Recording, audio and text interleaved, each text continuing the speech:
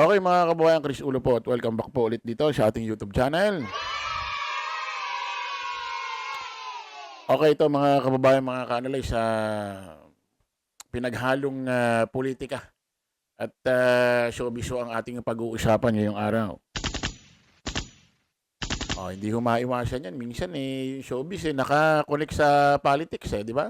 At yung politics nakakabit sa showbiz. Katunayan yan, yung mga taga sa showbiz gusto na maging politiko. Di ba? May mga politiko naman na parang gusto mag-artista kasi puro drama di ba? Dinadaan tayo sa mga drama-drama. Pero iba nyo si Senador Robin Padilla, artista na, nag-aala artista pa. Aha. Ito mga kababayan, mga ka-analyze. Nagkaroon ho kasi ng collaboration itong si Long Mejia. Kilala niyo naman itong si Long Mejia, mga kababayan. Talagang ito. Talagang palong-palo itong gumawa ng kakomedyahan. Talagang magaling ho patawa. Magaling din ho gumawa ng mga kumbaga mag-deliver ho ng kanyang mga lines. Minsan nga hindi pa nagsasalita ito, nakakatawa na saan ba tumatak ito si Long Mejia? Doon ho sa mga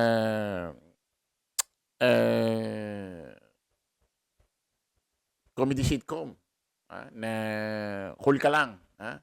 Diyan ho sa GMA7. Di ba? Sino ba mga kasama niya diyan? Sila Berwin. Si Berwin yung mataba na pumayat na. Sana all. Di ba? Yung Magikero na ngayon ay kumbaga payat na. Tapos sila Richard Gomez, Joy Marquez, Raymond Santiago, at itong si Benji Paras. Di ba? Yan yung mga miyembro ho ng Cool Ka Lang.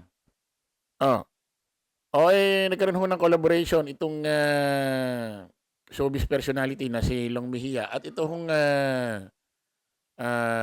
vlogger. Vlogger at attorney. At at the same time, Yusek ho. Diyan ho sa PCO. Walang iba. Yusek Attorney Claire Castro. Palakpakan natin.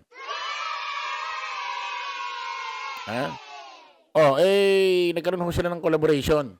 At tayo ba na magtatanga-tanga?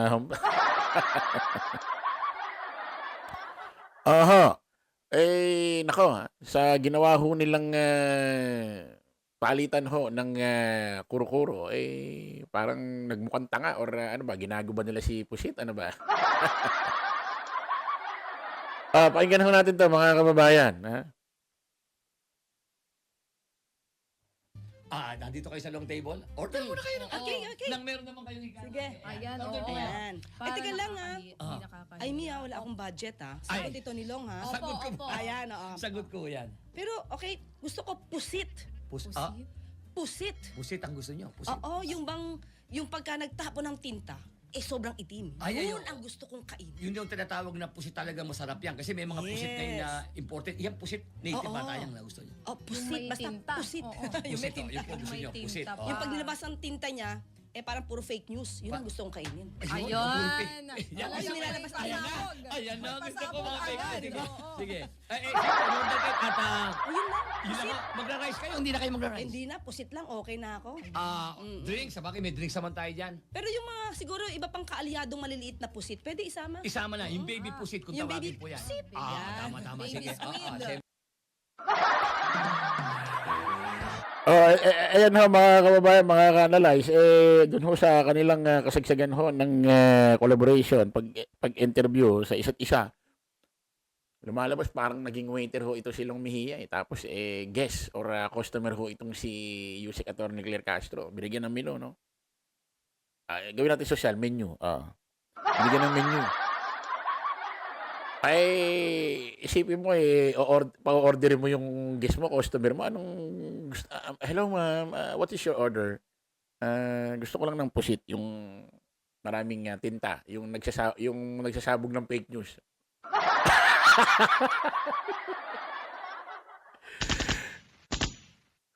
Masyado naman obvious naman yan, Yusek. Masyado naman ano yan.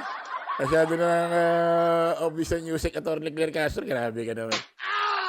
At tayo daw ang gusto niyang kainin. Parang lumalabas, may gusto kang kaining politiko At isama na raw yung mga kaalyadong baby pusit na nagsasabog din daw ng fake news. Ay, Jesus Maria, kasi tayo ba naman magtatanga-tangahan pa? Ha? Ay, malamang binabanatan, pinariringgan ho ni Yusek Atty. Claire Castro rito. Sa palagay ko ay walang iba kundi si BP Inday Sara Duterte, mga kababayan. Kasi nga ho, mga kababayan, si BP Inday Sara Duterte ay nabansagan hong pusit. Ang nagbansag kasi niyan, mga kababayan, na nagpasikat ho niyan, pa-viral trending niyan, itong si kaapelido ni Yusek Atty. Claire Castro. Si dating Congressman Castro. Na ito raw si BP Inday Sara Duterte ay parang pusit na kapag nasusukol na ay nagsasabog ho ng tinta. Ganun daw yung karakter ni BP Inday Sara Duterte, pag nasusukol na, nagsasabog na ng tinta. Marami hong bansag dyan At ay mahilig daw gumawa ng kung ano-anong ka-fake newsan. BP Sara yan. Tayo ba na maglolokohan pa? Medyo pag tinignan niyo yung reaction ni Long Mejia, parang medyo napaso Parang medyo napaso, hindi niya siguro ine-expect na ganito ho yung sasabihin ni Yusek Atty. Claire Castro. Siguro sabi ni Long Mejia, mukhang madadamay pa ako rito. Grabe ka, Yusek Atty. Claire Castro. Pinaso mo yung kinauupuan, kinalalagyan ni Long Mejia.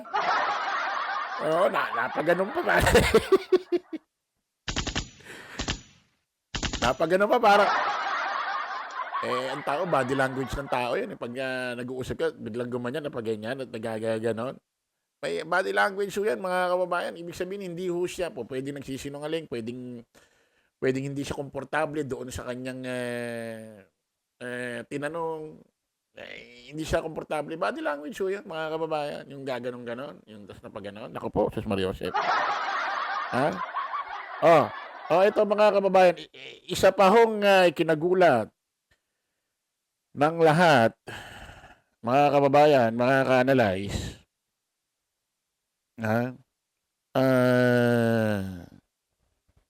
ito hong ginawang pasabog. Ginawang in-expose ho ni Yusek Atty. Claire Castro sa kanyang sarili, sa kanyang pagkatao. Totoo ba ito? Claire Castro, anak ng artista? Wow. Kaya pala maganda itong si Yusek Atty. Claire Castro. Anak pala ng artista. Ibinunyag ni Palace Vice Officer Atty. Claire Castro na anak ng artista. Ulitin natin. Ibinunyag ni Palace Press Officer Atty. Claire Castro na anak siya ng artista. Inihayag niya ito sa pakikipagkulitan kina Long Mejia at Amy Sebastian sa programang Long Table ng Abante. Doon niya rin pala binunyag ito. Hindi ko pa napanood yun Nang sabihin ni Amy ang statement na Yusek Claire Castro, anak ng artista, agad sumagot si Atty. Claire Castro ng true. Nagulat naman si Long at hindi makapaniwalang nagtanong ng totoo po. Kwento naman ni Atty. Claire Castro, yung nanay ko at the time, artista siya sa LBN Pictures. Di lang siya nagtuloy. Pero mayroon yata siyang 2 pelikula. Ang pangalan niya, Tita Angeles. Parang Eddie Junior Detective. Yung isa niyang naging pelikula, dagdag pa niya. Namangha naman si Long at sinabing talagang may lahi rin pala kayo sa showbiz. Kayo pala parang artistahin, saad naman ni Amy. Ganun ba? Hindi ko maranasan yon. Nanay ko lang. Nahiya naman ako sa sagot, sabi na Atty. Claire Castro. Okay, kaya naman pala maganda. Kaya naman pala itong si Yusek Atty. Claire Castro maganda at talagang matindi rin ang dating. Kumbaga ayoko naman sabihin maganda ang alindog. Kumbaga, hindi lang ganun. Ibig sabihin, ma-appeal naman pala. Kaya naman pala ma-appeal naman to si Yusek Atty. Claire Castro, mga kababayan. Kaya naman pala. Kaya pala pag nagpo-project sa camera, tapos the way ng pananalita, meron palang dugong nananalaytay sa kanya. Ano kaya tsura ng nanay niya, no? Sino kaya artista yon, no? Maganda may mag-post, no? 'Di ba? Yung mukha nga ni Yusek Atty. Claire Castro, may dating ang artista nga, no? Parang pwedeng alam mo yun, hindi siya bagay sa parang mabait bida, parang bagay ang karakter ni Yusek Atty. Claire Castro. Parang medyo kontrabida. Ano? Tapos total si VP Inday Sara Duterte lagi naman nagbabait-baitan. Maganda ito yung kaparehan niya sa pelikula. Sila maglalaban tapos magkakaroon ng eksena itong si Yusek Atty. Claire Castro. Pagsasampalin ho ng todo ito si